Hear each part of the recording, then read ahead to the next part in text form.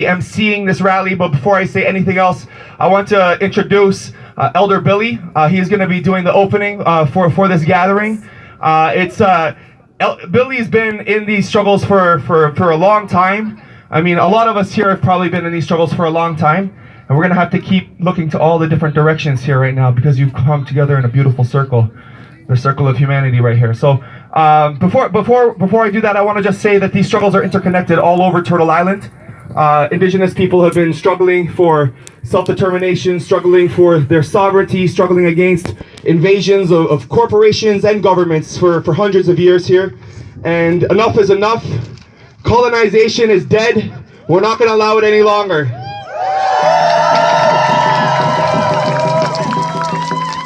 And so before I bring up Billy, I just want to give him some tobacco from the Zapatista territory. The Zapatistas are an indigenous community in southern Mexico, in the state of Chiapas. They are Mayan. They've been fighting against the colonization of the Mexican government as well as neoliberal capitalism since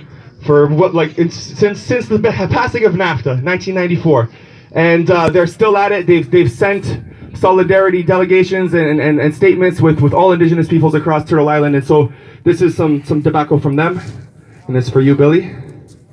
And so I want to welcome Billy, and if we can all make some noise for Billy right now.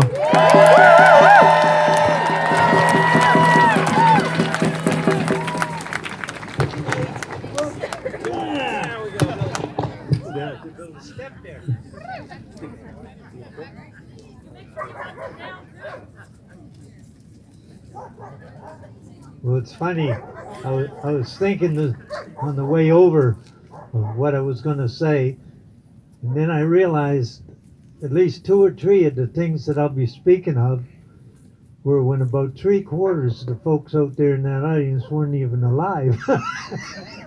So but the theme, the cause, has not changed 1 minute since the Lubicon, the Zapatistas, Oka, all of it has remained exactly the same issue that's being obscured right now at this time. They're talking about, and you hear it on the news, about the tactics that are used and who's speaking for whom. Well, as we said at Oka, it's about sovereignty. What people are we talking about? Whether it's the Wet'suwet'en, whether it's the Mi'kmaq, no matter who it is, we're talking about sovereign people. And that the governments of every stripe refuse to recognize that. They, like, just a simple thing that came up the other day. I'm half going by what I'm watching on the news as well.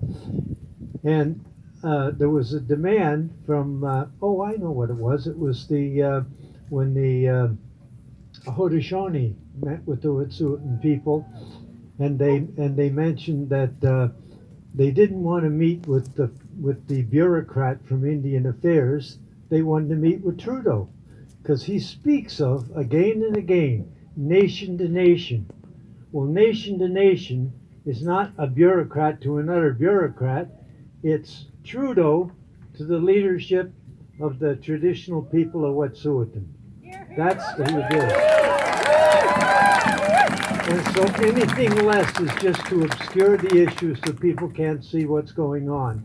And I really think that we have to remember that all these struggles that have gone on over the years have all been about the very same issue of people trying to assert their rights.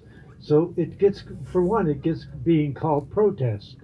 We're not here protesting, we're here asserting the sovereign rights of the Wet'suwet'en people. And that has to be recognized. Otherwise, it all gets obscured. We keep thinking about what tactic is used, about this, about that, but it all comes right down to whether we're going to recognize the Wet'suwet'en as unceded territory and as sovereign peoples in the same way that we do right here on this territory, that this is Mi'kmaq. It's not Canada as such. And so that's the point I want to make and ask people to consider whenever they see something on TV or or read something in the paper, you can guarantee they're going to obscure the real issue, and that is the independence and the sovereignty of the people that they're talking about. So that's it. That's all I got to say.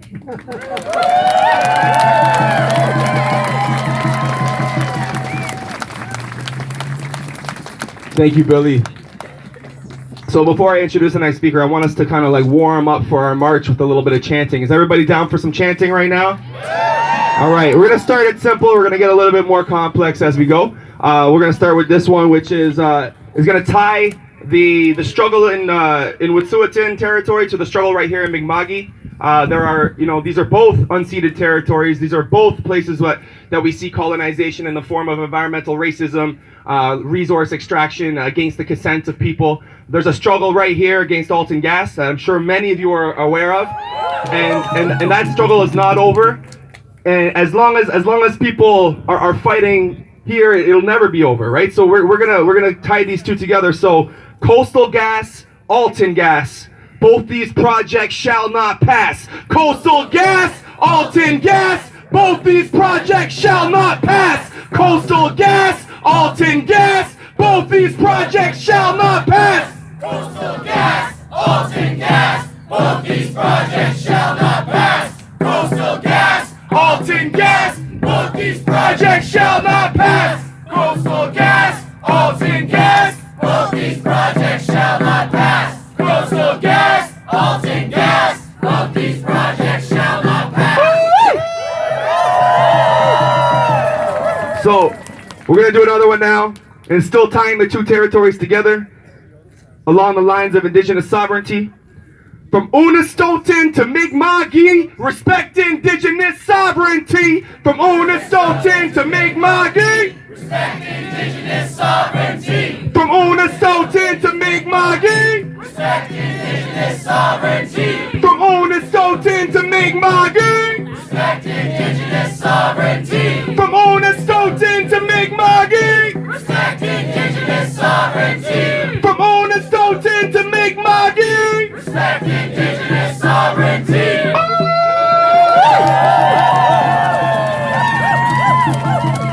It is beautiful to see people rising up across Turtle Island right now in defense of the Wet'suwet'en Nation, in defense of the Unistoten hereditary chiefs that have been saying no for the last decade. They've been saying no to this project for the last decade.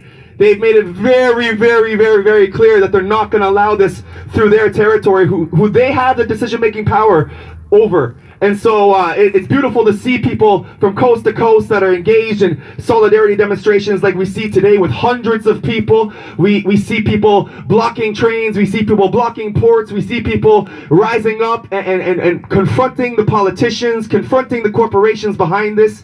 And the Canadian state is scared. They're scared. They don't know. They didn't expect this level of unity. They did not expect this level of solidarity. They thought they could divide and conquer within that community and within the general population. And it's, within the general population is working to a certain degree, but not nearly as well as they thought it would. Not nearly as well as they thought it would. When you have these hundreds of people coming together across Turtle Island saying that we support the hereditary chiefs. And so I'm going to call up our next speaker. We have Bernie Francis. He is a Mi'kmaq language keeper. He's here to say a few words to you all. So make some noise for Bernie!